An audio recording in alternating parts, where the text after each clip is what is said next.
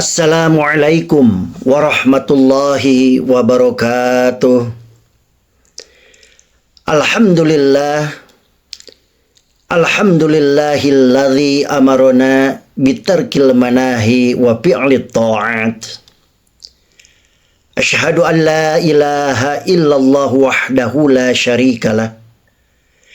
Wa asyhadu anna sayyidana Muhammadan abduhu wa rasuluhu da'i biqaulihi wa fi'lihi ila rasyad. Allahumma salli wa sallim ala sayyidina Muhammadin wa ala alihi wa ashabihi al-hadina lis-shawab wa ala tabi'ina lahum bi ihsanin ila yaumil ma'ab. Amma ba'du. Bismillahirrahmanirrahim. Rabbi syrah li sadri wa yassir li amri wahlul 'uqdatam min lisani yafqahu qawli. Saudara-saudara yang dirahmati Allah Subhanahu wa taala, mengawali pengajian ini,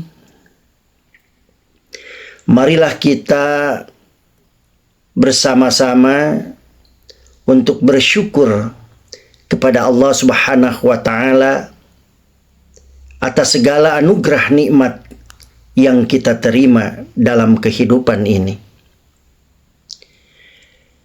Sebagai wujud syukur kita, marilah kita senantiasa berupaya untuk meningkatkan ketakwaan kepada Allah dengan cara melaksanakan perintahnya dan menjauhi larangannya. Salawat dan salam semoga senantiasa Allah limpahkan kepada baginda Nabi Muhammad sallallahu alaihi wasallam, keluarga, sahabat, tabi'in dan para pengikutnya. Saudara-saudara yang dirahmati Allah Subhanahu wa taala. Kali ini akan kita bahas the real of bangkrut. Pada suatu kesempatan Rasulullah Shallallahu Alaihi Wasallam bertanya kepada para sahabat, apakah mereka tahu siapakah yang dinamakan orang bangkrut itu? Hal ini sebagaimana dikisahkan dalam sebuah hadis yang diriwayatkan dari Abu Hurairah radhiyallahu an. Ia berkata, anna Rasulullah sallallahu alaihi wasallam qala, atadruna mal muflis? Sesungguhnya Rasulullah sallallahu alaihi wasallam bertanya, tahukah kalian siapakah orang yang bangkrut itu? Qalu, para sahabat serentak menjawab, al-muflisu fina man la dirhamalahu wala mata'.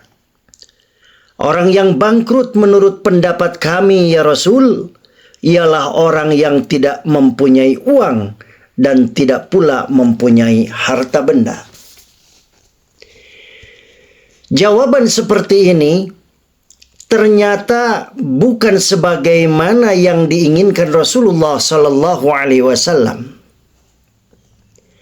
Beliau tidak sedang bertanya tentang masalah ekonomi. Beliau ingin mengajak para sahabat-sahabat mengetahui bahwa kebangkrutan bisa terjadi tidak hanya dalam masalah ekonomi, tetapi juga dalam masalah agama.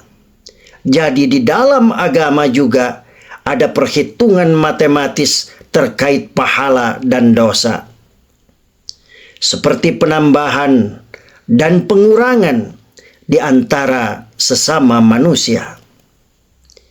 Hal ini terjadi pada saat semua manusia berada di padang mahsyar untuk menjalani hisab yang akan menentukan apakah seseorang akan masuk surga atau neraka. Saudara-saudara, kaum muslimin wal muslimat rahimakumullah. Dengan perhitungan seperti itu dapat diketahui apakah seseorang termasuk orang yang beruntung atau justru orang yang bangkrut di akhirat kelak. Adapun yang dimaksud orang yang bangkrut dalam Islam adalah sebagaimana penjelasan Rasulullah sallallahu alaihi wasallam dalam lanjutan hadis berikut. Faqala innal muflisa min ummati ya'ti yaumal qiyamati bisolatin wa siyamin wa zakatin wa ya'ti qad syatama hadha wa qadhaba hadha wa akala mala hadha wa safaka dama hadha wa daraba hadha fayu'ti hadha min hasanatihi wa hadha min hasanatihi fa in faniyat hasanatuhu qabla an yaqda ma alaihi ukhidha min khatayahum faturihat alaihi summa turiha finnar. Nabi Shallallahu Alaihi Wasallam menjelaskan, sesungguhnya orang yang bangkrut dari umatku ialah mereka yang datang pada hari kiamat dengan membawa bekal pahala amal kebaikan dari solat, puasa, zakat, dan yang lainnya. Hanya saja mereka dahulu saat di dunia pernah melakukan kedoliman dengan mencaci maki orang lain, menuduh orang lain, memakan harta orang lain, menumpahkan darah orang lain, dan memukul orang lain. Maka pahala amal kebaikan orang yang melakukan kedoliman tersebut diberikan kepada orang yang didolimi itu. Apabila pahala amal baik orang yang mendolimi telah habis sebelum kedoliman-kedolimannya terlunasi, maka diambillah balasan dosa orang yang didolimi itu dan diberikan kepada orang yang mendolimi. Setelah itu, orang yang mendolimi dilemparkan ke dalam neraka. Hadis riwayat Muslim. Saudara-saudara yang dirahmati Allah Subhanahu wa Ta'ala, setiap orang yang beriman mendapatkan pahala dari ibadah-ibadah yang mereka lakukan semasa hidupnya, seperti sholat, puasa, zakat. Namun pahala-pahala yang diperoleh dari ibadah-ibadah itu akan dikurangi dengan dosa-dosa sosialnya akibat berbuat zalim kepada sesama manusia. Seperti mencaci maki, menuduh, memfitnah, memakan harta orang lain, seperti mencuri atau korupsi, membunuh secara tidak sah, melukai atau menyakiti orang lain baik secara fisik maupun non-fisik, dan sebagainya. Saudara-saudara yang dirahmati Allah Subhanahu wa Ta'ala, apabila besarnya dosa-dosa sosial akibat kezaliman ini tidak sebanding dengan kesalahan-kesalahan yang dilakukan karena banyaknya orang yang dizalimi atau tingginya tingkat kezaliman kepada orang tertentu, maka dosa-dosa orang yang dizalimi akan diberikan kepada orang yang mendolimi sehingga mencapai titik impas. Apabila titik impas tidak tercapai, maka Allah Subhanahu wa Ta'ala akan melemparkan orang yang mendolimi itu ke dalam neraka. Orang seperti inilah yang dinamakan orang yang bangkrut dalam Islam. Sekali lagi, orang seperti inilah yang dinamakan orang yang bangkrut dalam Islam, sebagaimana penjelasan Rasulullah Sallallahu Alaihi Wasallam dalam hadis tersebut.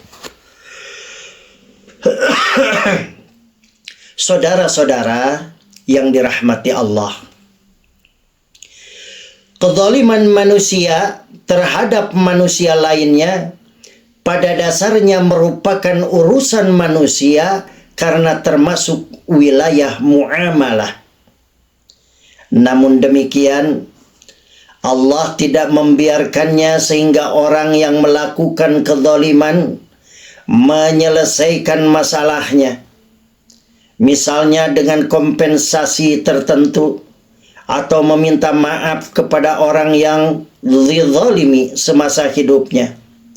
Apabila hal ini tidak dilakukan hingga masing-masing meninggal dunia, maka Allah akan memperhitungkannya di akhirat kelak.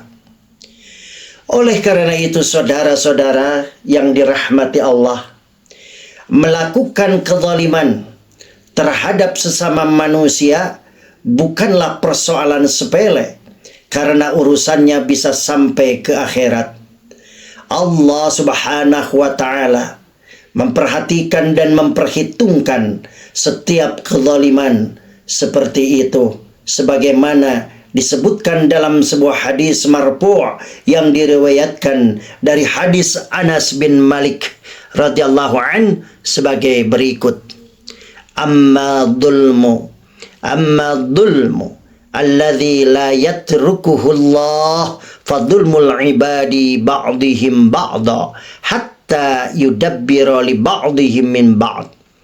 Adapun kezaliman yang tidak akan dibiarkan oleh Allah adalah kezaliman manusia atas manusia lainnya hingga mereka menyelesaikan urusannya. Karena itulah, saudara-saudara yang dirahmati Allah, siapapun hendaknya bersikap hati-hati kepada orang lain dengan menjaga lisan, menjaga tangan dan anggota badan lainnya, agar terhindar dari dosa-dosa sosial akibat berbuat zalim kepada mereka. Sayyid Abdullah bin Alawi Al-Haddad dalam kitabnya Sabilul Iddikar wal I'tibar bima yamurru bil insan wa yaqadi lahu minal a'mar menjelaskan bahwa di antara hal-hal yang sangat diperhitungkan oleh Allah Subhanahu wa Ta'ala pada hari kiamat adalah perbuatan zalim manusia terhadap manusia lainnya. Ia menyampaikan, ketahuilah bahwa di antara perkara besar dan yang sangat diperhitungkan pada hari kiamat adalah perbuatan zalim terhadap sesama manusia, karena hal ini merupakan kezaliman yang tidak akan dibiarkan oleh Allah Subhanahu wa Ta'ala. Saudara-saudara yang dirahmati Allah, oleh karena itu, jika kita benar-benar sayang pada diri kita sendiri, maka di antara hal yang harus kita lakukan dalam rangka mencegah kebangkrutan amal adalah menjaga agar pahala dari ibadah-ibadah yang kita lakukan tidak ludes, tidak habis disebabkan oleh dosa-dosa sosial yang kita lakukan. Karena memang pahala-pahala dari berbagai ibadah seperti sholat, puasa, zakat, bahkan zakat sekalipun belum cukup menjadi bekal kita di akhirat sampai ada kepastian bahwa orang lain selamat dari kezaliman kita. Saudara-saudara yang dirahmati Allah, akhirnya marilah kita berdoa, semoga kita semuanya senantiasa diberi kekuatan oleh Allah Subhanahu wa Ta'ala untuk menjaga lisan kita, tangan kita, dan anggota tubuh lainnya dari perbuatan zalim. Melalui cara inilah semoga kita semua selamat dari predikat orang-orang yang bangkrut di akhirat. Mudah-mudahan Allah selalu melindungi kita semuanya. Amin ya Allah ya Rabbal Alamin. Demikian yang bisa saya sampaikan, mudah-mudahan bermanfaat. Yang baik min hidayatillah, dari hidayah dari Allah, dan yang kurang berkenan, yang tidak baik, bahkan itu adalah kelemahan pribadi saya sendiri sebagai manusia. Demikian, wal afu minkum. Wabillahi taufiq wal hidayah. Wassalamualaikum warahmatullahi wabarakatuh.